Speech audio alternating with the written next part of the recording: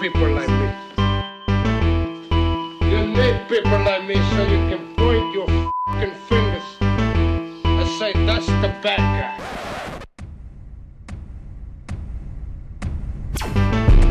That's the bad guy. That's the bad guy. That's the bad guy. That's the bad guy.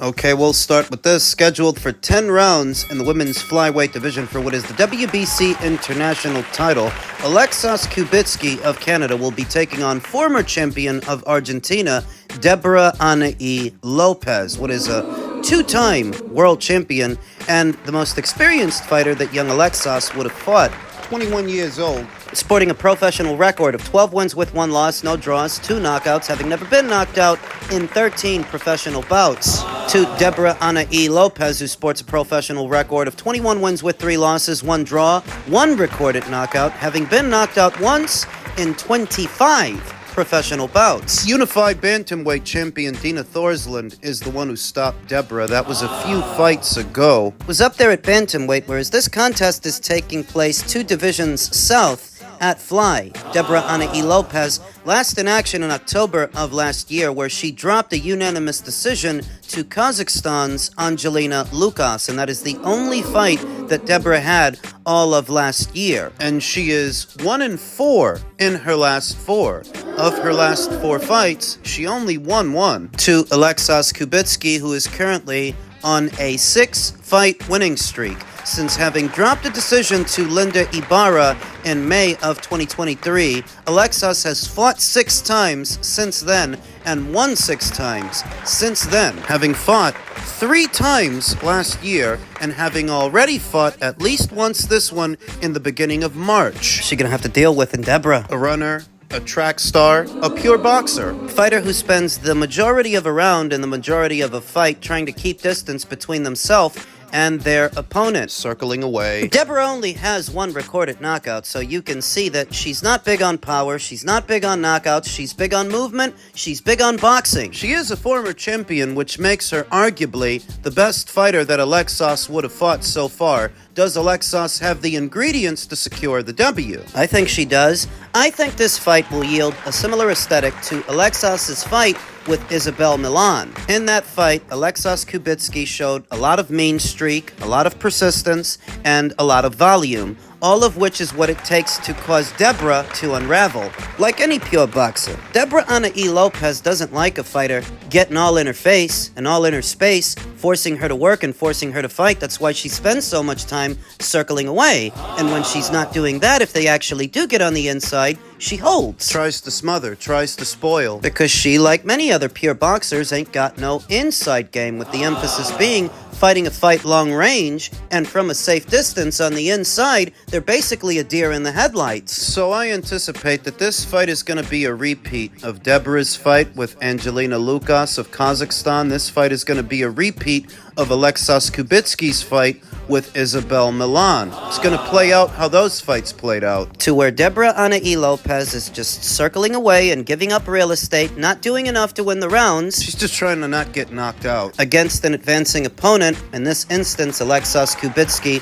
who I wouldn't call a pressure fighter, but she knows how to hit that switch. This isn't how she normally fights. That is, she's not limited to fighting mid-range to inside. She's actually a lot more adaptable than that, but when necessary, she can flip that switch to apply pressure, to walk an opponent down. Slap him up. Set to go down north of the border, Alexis Kubitzky will have home field advantage. And the right style for the job, the right ingredients. So even though Deborah Anaí Lopez is a lot more experienced with many more fights and many more rounds in the bank than Alexis, I'm going to go with Alexis to win a points decision. I think she has everything it takes to outwork Deborah Anna E. Lopez the same way Angelica Lucas just did last year. This is for a WBC international title, women's flyweight division. In the women's flyweight division, there is but one champion, and that champion is Gabby Fundora, who is set to be returning to action this upcoming Friday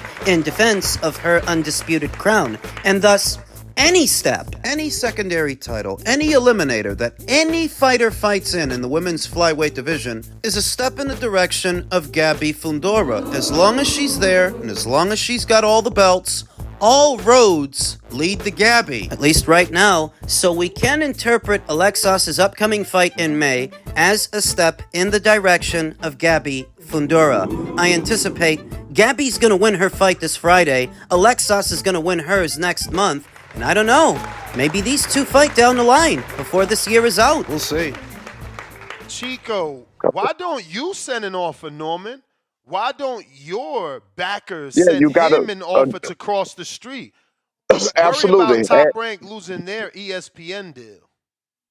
Well, we ain't worried about Top Rank losing their ESPN deal because that ain't got nothing to do with us. But I agree with you on that. Us in the office, but you have to work towards that. Again, my son is 4 years, 3.5 years younger than Jarrell Ennis. Jarrell Ennis wasn't in my son's position when he was 24 years old. I know y'all hate to hear that, but he wasn't. So again, we got to build our platform to get to that status, to get to that place, and that's exactly what we're trying to do.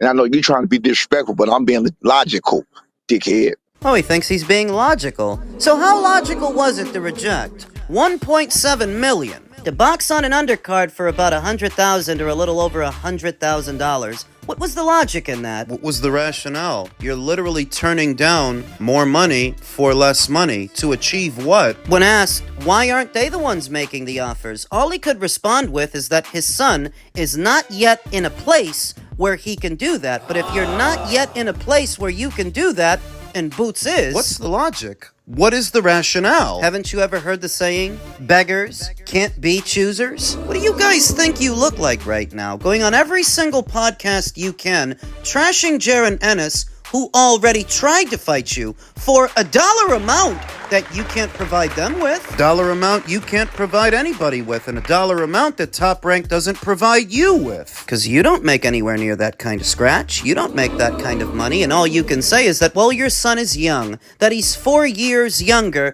than Jarrell Ennis is. Oh, because you think you have time. It's the same mistake all of these geniuses make, thinking that they have time. So let's say you do, and Jarrell Ennis doesn't. And let's say that in the next 1 or 2 fights, he outgrows welterweight, he can't make it anymore, he moves up to junior middle. What then? Because you think you have time, what if Boots Ennis doesn't? In the subsequent weeks and months that have followed you rejecting Matchroom's offer to fight with Boots, has anybody stepped up and offered you 1.7 or 2 million? Has anyone done that? Do you think somebody's going to? Do you think you're on Ryan Garcia's radar, Devin Haney's radar, Teofimo's radar? Do you think you're even a passing thought to those young fighters when they can always do a round robin with each other, since all of them have more established names than you? While you try to convince us that Boots is not the genuine article. He's not. He's not that.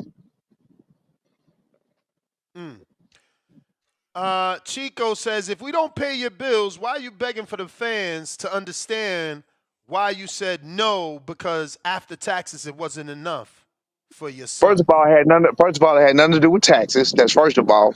It had something to do with cross the street fees. Cross the street fees was over $300,000. Then you got belt sanctioning fees, which was, I think, 3%. 3% of whatever $1 million is. Couple another hundreds. Man, come on, bro. Y'all don't know math. It had nothing to do with taxes. Second of all, you definitely don't pay my motherfucking bills. This would-be business guy doesn't seem to understand is that the only muscle that's behind them is Top Rank via their ESPN deal. And if they lose it, you're really in no position to make demands. And so the story now is that Brian Norman says he's going to be back over the summer months and he has a big fight in the works. Define big fight, because if what you're talking about is having to travel to Japan to fight Jin Sasaki, that's not a big fight. And the act of you having to travel tells the story. If you were worth anywhere near what you're asking for, you wouldn't have to travel. Jin Sasaki would be coming to you. Same guy's telling Boots that it's either 2 mil, a no fight, are the same guys that now might end up traveling halfway around the world for Jin Sasaki. If that fight were to happen, I think the best outcome for the division and for boxing would be for Brian Norman to lose the title. Nothing against the kid, but it's very clear how his team likes to go about things. They want to sandbag it. They want to treat this like it's extortion. Not pugilism, not boxing, because they don't like their chances. It's what I told you in my previous video. Their entire approach to a Boots fight is all centered around fear.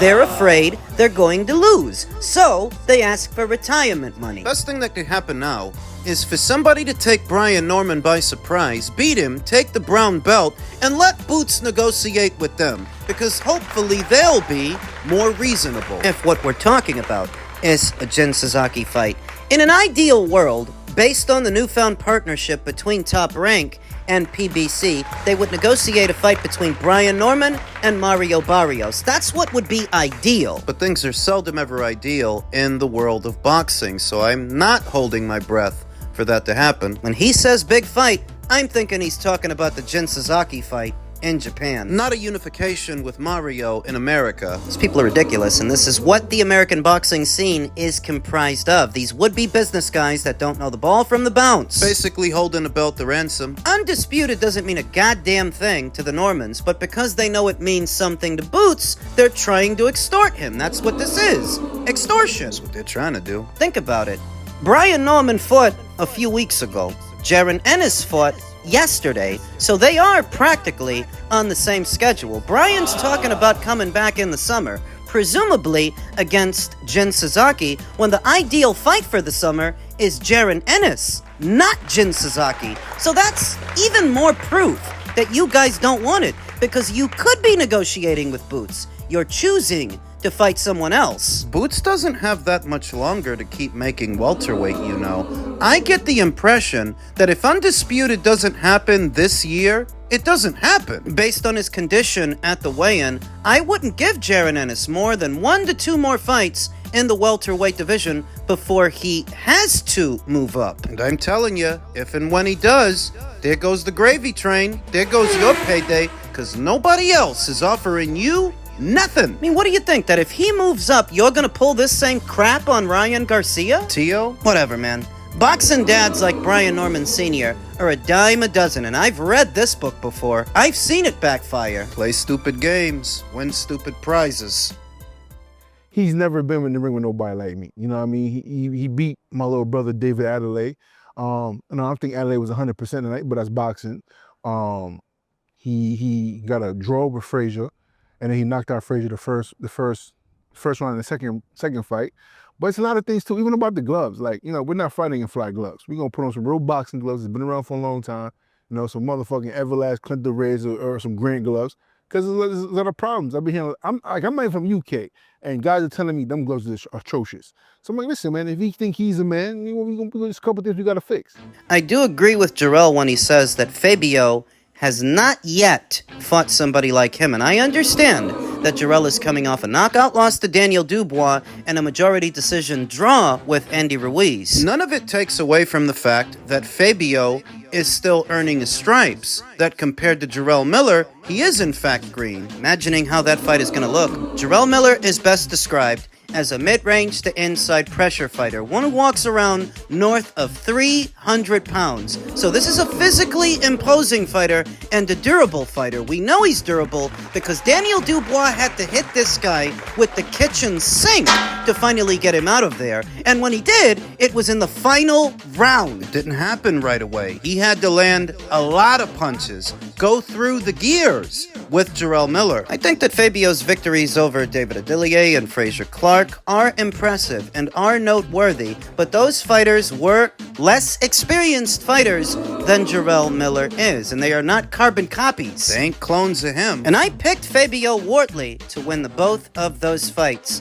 but this one feels a little bit different because here you have a man, 300 pounds. maybe a little more, and from the opening bell, he's going to be bearing down on you. Now, I imagine that Fabio is going to try to move and punch, as so many fighters often do with pressure guys. He's going to try to move and punch, try to set a trap, and try to land something hard. The problem. Daniel Dubois is a hard puncher, wouldn't you say?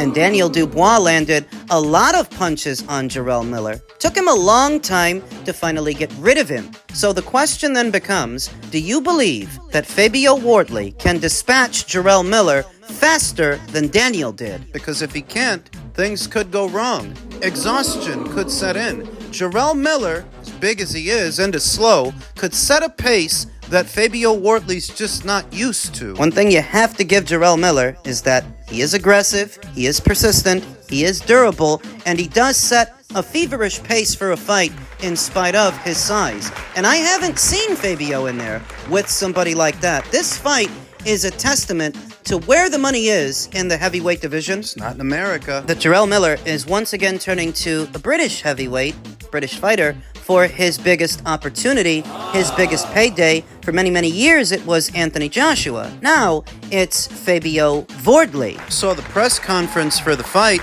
saw that Fabio Wardley said he was given a list of names, and he chose Jarrell. Of all the guys they offered him, this is the one he went with. I think that's a mistake. I think he's underestimating Jarrell Miller, who only fought once last year. That was the Andy Ruiz fight back in August. Now, because he only fought once, ring rust could be an issue, but at the same time, Jarrell Miller's not a guy who relies on timing or reflexes or speed to get his guy out of there. When you talk about ring rust, that's what ring rust affects the most. A guy's reaction time. Where Jarrell Miller is not a sniper, not a pot shotter. He's got a straightforward approach, and it works for him. Call me crazy, but I happen to think this Jarrell Miller fight could be a banana skin for Fabio Wardley. He may have miscalculated. He may have made a mistake. I think he's a strong puncher. He's fast, he's sharp, but there is more work needs doing because remember, Fabio don't come from some deep amateur background. He wasn't on Team GB,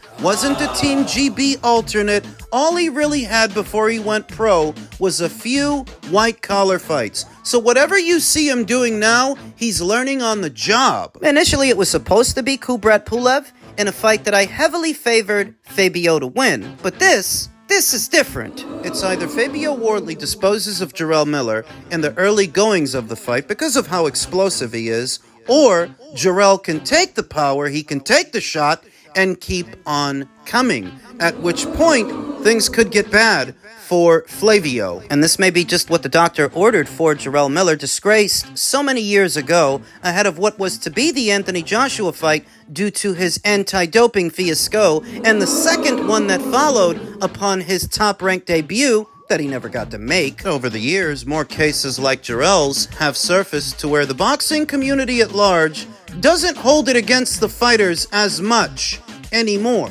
Given that Jarrell Miller is a character with a penchant for trash talk, he knows how to get under people's skin. There's definitely a place for a guy like him in today's heavyweight landscape.